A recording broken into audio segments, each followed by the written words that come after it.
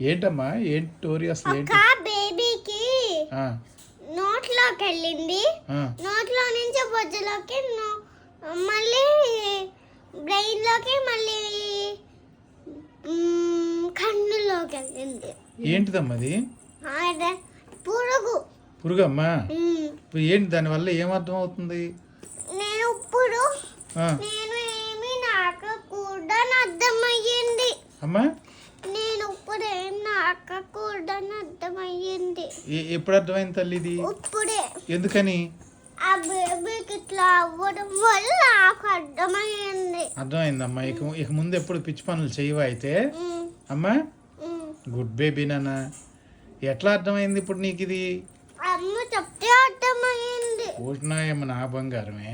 నువ్వు నన్ను అంత అడగద్దు, ఆ, కానీ ఆ. అంతే చెప్పాలి. అంత అడగొద్దు అంటే లెంతీగా అడగొద్దు, కొద్దిగానే చెప్పాలి అంతేనమ్మా? ఓకే తల్లి, థ్యాంక్ యూ బంగారం, థ్యాంక్ యూ తల్లి.